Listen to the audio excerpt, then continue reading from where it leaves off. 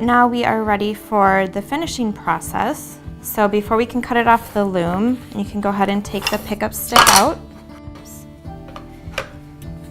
We are going to tuck in all of these tails on the end. So you can go ahead and flip the loom over, and you can see all of these tails, and you'll use your weaving needle for this, and you're just gonna go ahead and thread the needle and then just tuck it in, making sure that you're always staying on the back side of the loom. You don't want to push the needle through to the front side, because then you're going to be you'll be pushing the yarn through to the front side as well.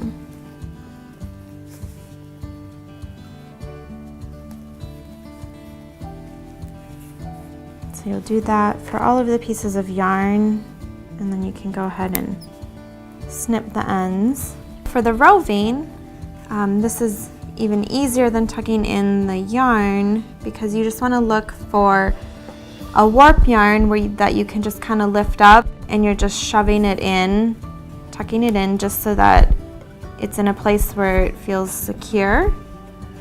So you do that with these tails, and then like the yarn, if there's any excess, you can go ahead and trim it off, but you'd want to make sure there's at least a little bit so that it doesn't just slip out. So again, we're just going to take this roving and find a warp yarn, and don't worry if it feels like you're kind of shoving things around. Sometimes you got to use a little muscle. It'll be fine, because you're just kind of shoving it in, and then you'll see on the front side that you can't even tell. So just go ahead and tuck in all of these tails, and then we'll be ready to flip it over and start cutting it off the loom.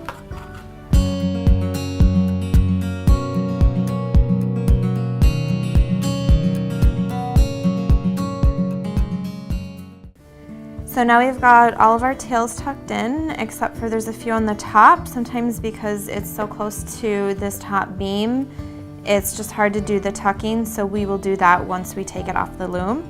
But now you can go ahead and flip it over, and then you'll move the fringe out of the way, and we are ready to start cutting it off.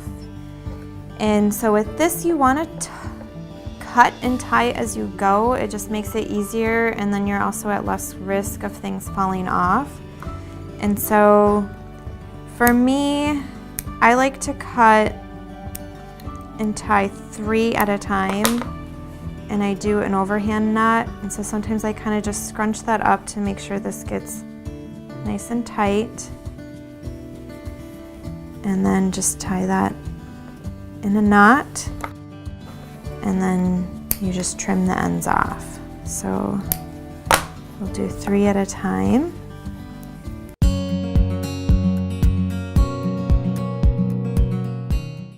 So now we've got all of the ends on the bottom tied off, cut off and tied. So now we can go ahead and take this off. So I'm just gonna go ahead and pull my loom apart.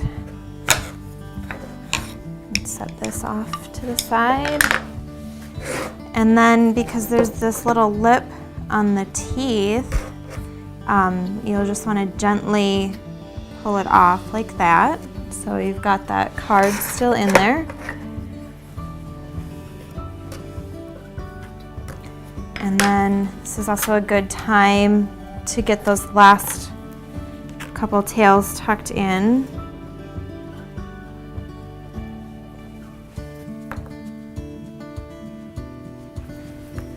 Those real quick.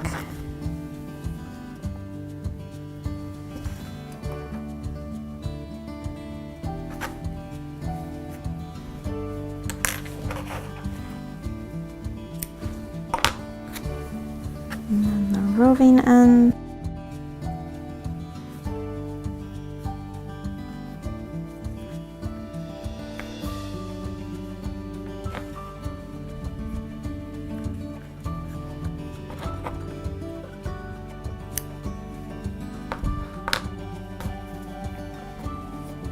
And now we are going to slide the cardboard out, but I typically just do a couple loops at a time, and then you'll just get a wooden dowel. I like to hang mine with a dowel, but you can use whatever you like. Sometimes you'll see people using driftwood or copper piping or sticks, but I like the nice clean look of the wooden dowel. So you just keep pulling the cardboard out and then slipping the wooden dowel on.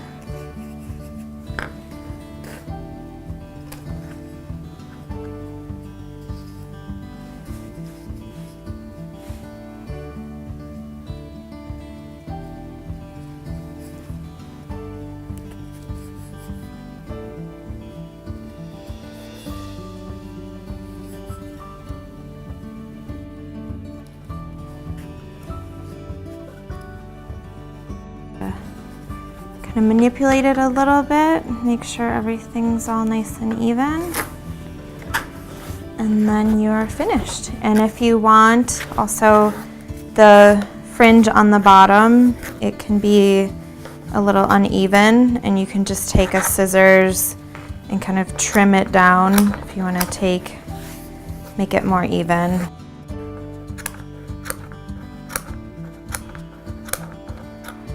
Kind of like giving it a little haircut.